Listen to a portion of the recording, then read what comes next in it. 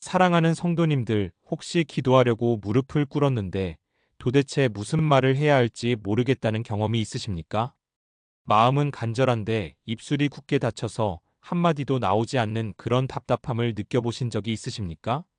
아니면 기도를 시작했다가도 중간에 말이 막혀서 그냥 아멘하고 일어나 버린 그런 허탈함을 경험해 보신 적이 있으십니까? 믿음의 가족들, 이런 경험은 정말 많은 성도님들이 공통으로 겪고 있는 어려움입니다. 특히나 신앙생활을 시작한 지 얼마 되지 않은 분들이나 오랫동안 기도 생활에서 멀어져 있던 분들은 더더욱 이런 어려움을 느끼게 됩니다. 하지만 사랑하는 성도님들, 오늘 이 시간을 통해서 하나님께서 우리에게 주신 놀라운 기도의 비밀을 발견하게 되실 것입니다. 성경 말씀 속에는 우리가 기도할 때 붙들 수 있는 확실한 근거와 방법들이 분명히 제시되어 있습니다.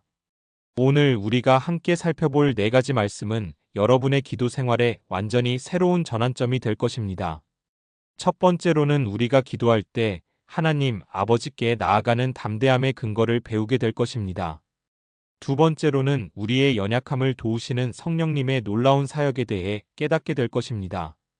세 번째로는 예수님께서 친히 가르쳐 주신 기도의 모델을 통해 구체적인 기도의 내용을 알게 될 것입니다. 네 번째로는 우리의 기도가 하나님께 상달되는 확실한 약속의 말씀을 붙들게 될 것입니다.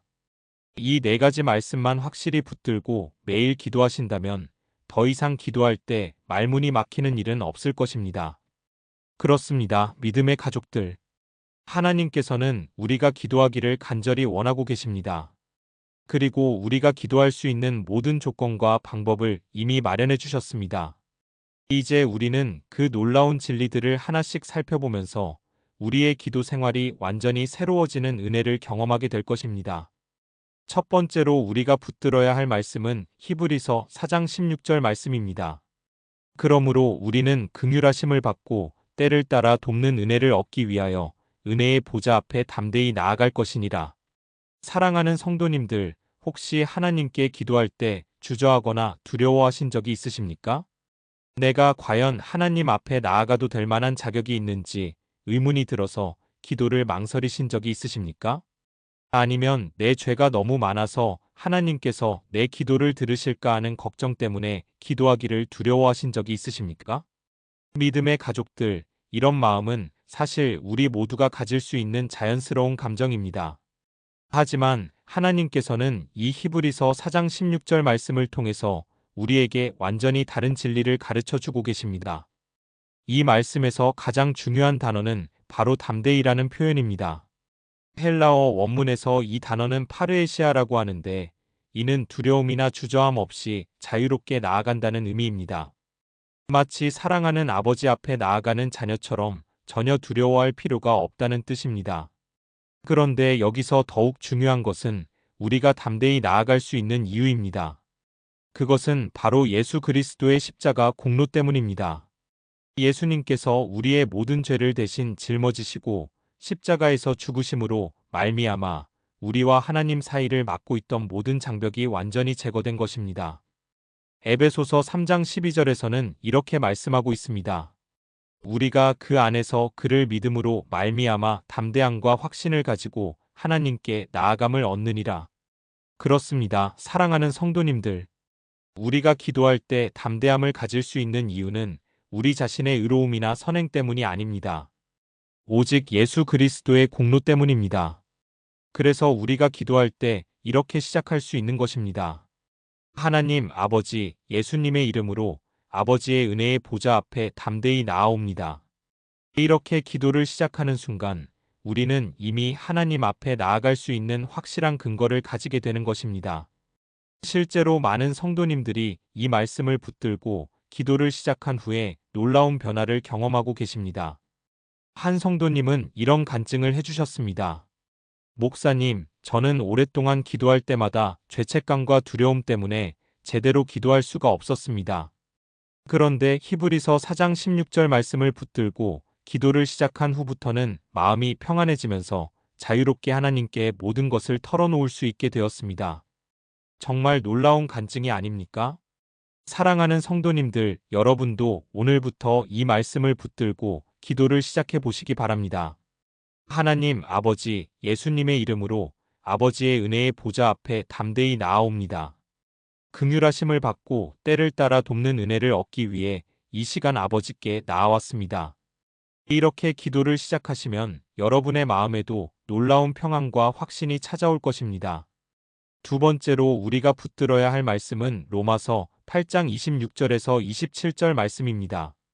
이와 같이 성령도 우리의 연약함을 도우시나니 우리는 마땅히 기도할 바를 알지 못하나 오직 성령이 말할 수 없는 탄식으로 우리를 위하여 친히 간구하시느니라. 마음을 살피시는 이가 성령의 생각을 아시나니 이는 성령이 하나님의 뜻대로 성도를 위하여 간구하심이니라. 믿음의 가족들, 이 말씀은 정말 우리에게 큰 위로와 소망을 주는 말씀이 아닙니까? 우리가 기도할 때 가장 큰 어려움 중 하나가 바로 무엇을 어떻게 기도해야 할지 모르겠다는 것입니다. 특히 어려운 상황에 처했을 때나 복잡한 문제들로 인해 마음이 혼란스러울 때 우리는 종종 도대체 무엇을 기도해야 할지 모르겠다는 고민에 빠지게 됩니다. 그런데 하나님께서는 바로 이런 우리의 연약함을 아시고 성령님을 보내주신 것입니다. 이 말씀에서 연약함이라는 단어는 헬라어로 아스테네이아인데 이는 단순한 약함이 아니라 능력이 부족해서 감당할 수 없는 상태를 의미합니다.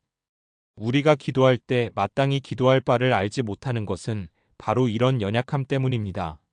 하지만 감사하게도 성령님께서는 이런 우리의 연약함을 정확히 아시고 도와주십니다.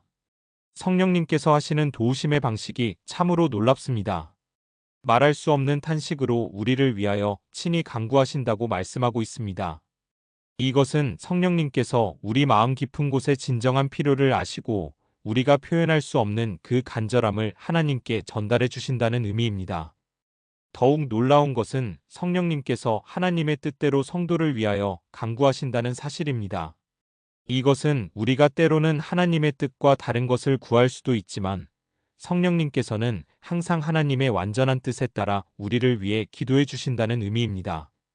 그렇다면 우리는 이 놀라운 진리를 어떻게 우리의 기도 생활에 적용할 수 있을까요? 바로 이런 기도로 시작하는 것입니다. 성령님, 저는 지금 무엇을 어떻게 기도해야 할지 잘 모르겠습니다. 제 연약함을 도와주시고 하나님의 뜻대로 저를 위해 간구해 주시옵소서.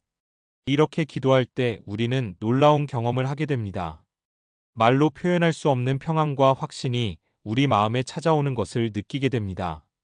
비록 우리가 구체적으로 무엇을 기도해야 할지 몰라도 성령님께서 모든 것을 아시고 우리를 위해 기도해 주고 계시다는 확신을 갖게 됩니다. 실제로 한 성도님은 이런 간증을 해주셨습니다. 저는 오랫동안 실업 상태에 있으면서 무엇을 기도해야 할지 정말 막막했습니다.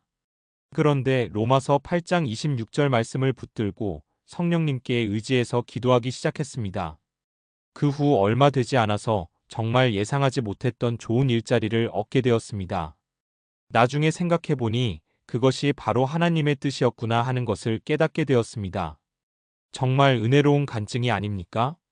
사랑하는 성도님들, 여러분도 기도할 때 무엇을 구해야 할지 막막하다면 주저하지 마시고 성령님께 의지하시기 바랍니다.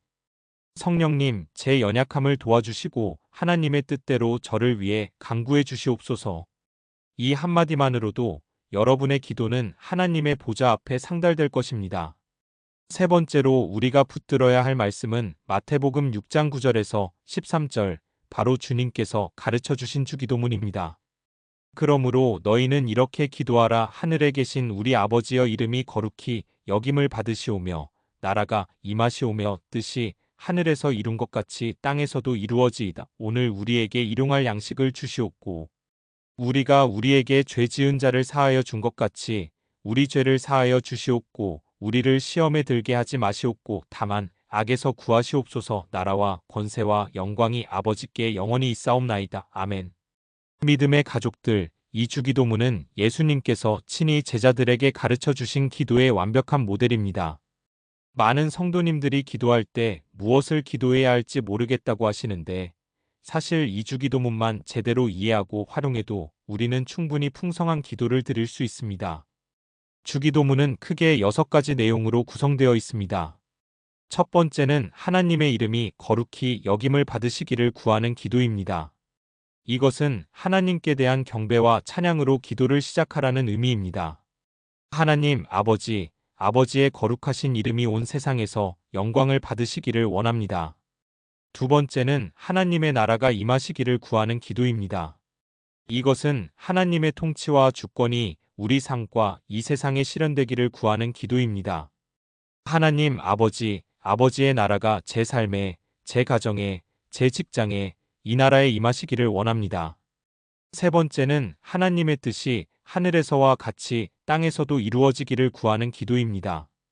이것은 하나님의 완전한 뜻에 순종하겠다는 의지를 표현하는 기도입니다. 하나님 아버지, 아버지의 뜻이 제 삶에서 완전히 이루어지기를 원합니다.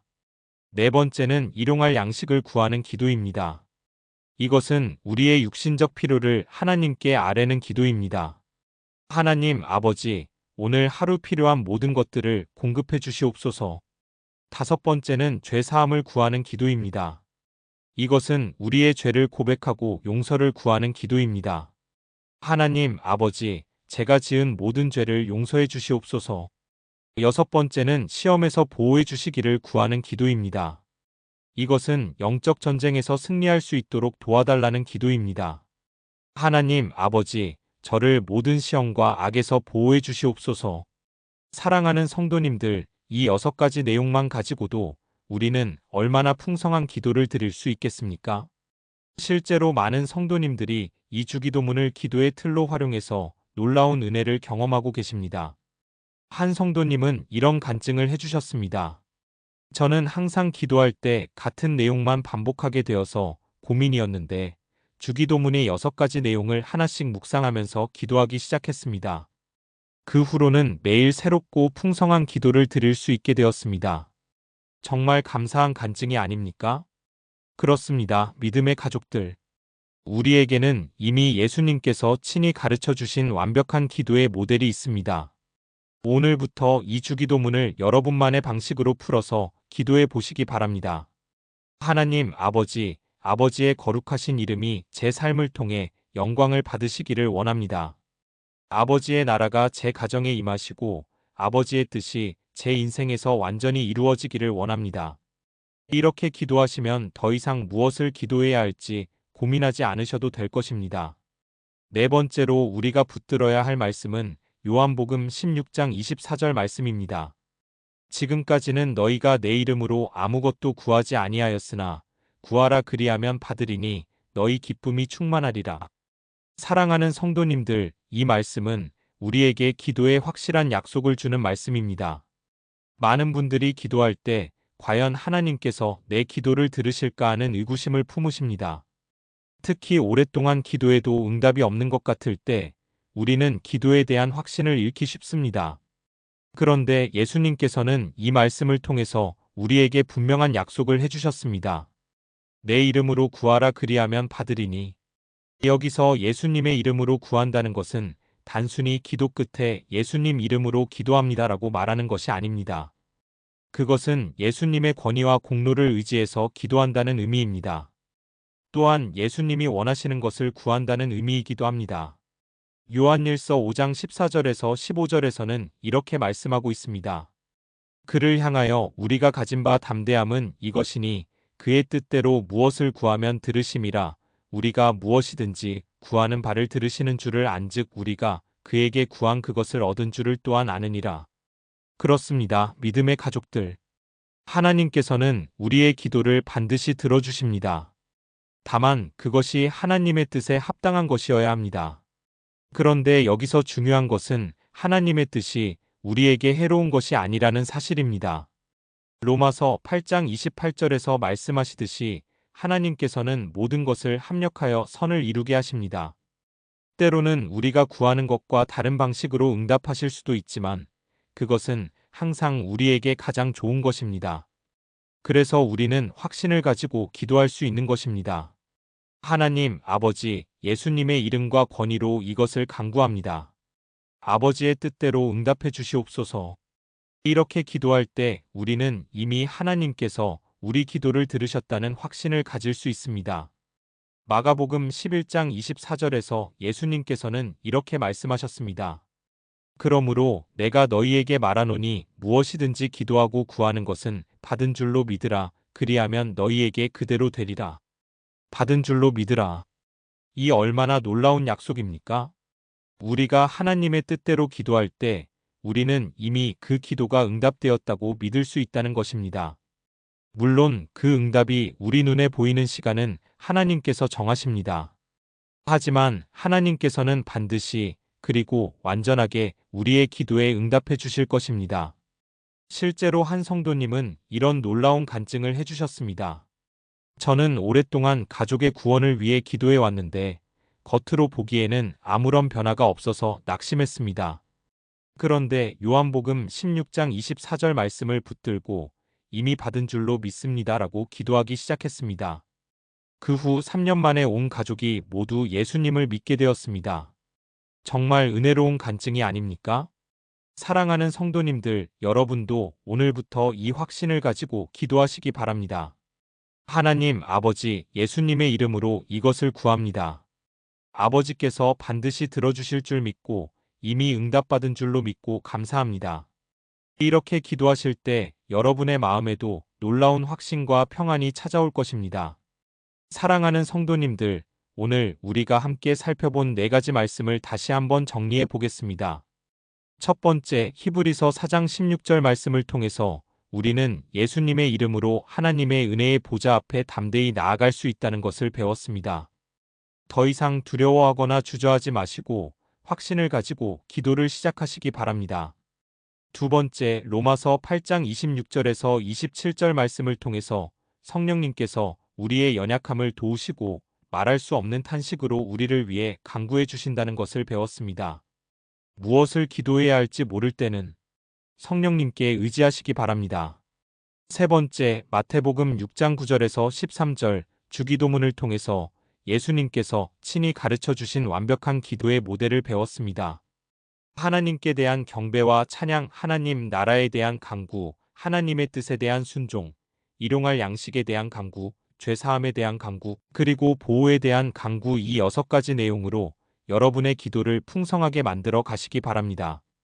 네 번째, 요한복음 16장 24절 말씀을 통해서 예수님의 이름으로 구하는 기도는 반드시 응답된다는 확실한 약속을 배웠습니다. 이미 받은 줄로 믿고 감사하는 마음으로 기도하시기 바랍니다. 믿음의 가족들, 이 4가지 말씀만 확실히 붙들고 매일 기도하신다면 더 이상 기도할 때 말문이 막히는 일은 없을 것입니다. 오히려 여러분의 기도 시간이 하나님과 깊이 교제하는 가장 은혜로운 시간이 될 것입니다. 그리고 여러분의 삶 속에서 하나님의 살아계심과 능하심을 더욱 분명하게 경험하게 될 것입니다. 혹시 지금까지 기도에 대해서 어려움을 느끼셨던 분들이 계시다면 오늘 이 말씀들이 여러분에게 큰 도움이 되기를 바라며 아래 댓글로 여러분의 기도 간증들을 나누어 주시기 바랍니다. 또한 이 말씀이 유익하셨다면 좋아요 버튼을 눌러서 더 많은 분들이 이 은혜를 함께 나눌 수 있도록 도와주시기 바랍니다. 사랑하는 성도님들, 하나님께서는 여러분이 기도하기를 간절히 원하고 계십니다. 그리고 여러분의 기도를 통해서 놀라운 일들을 행하기를 원하고 계십니다. 오늘 배운 이 4가지 말씀을 붙들고 담대하게 확신을 가지고 풍성하게 기도하는 여러분 모든 분들이 되시기를 주님의 이름으로 축복합니다. 하나님의 은혜와 평강이 여러분의 기도 생활과 함께 늘 충만하시기를 기도합니다. 아멘.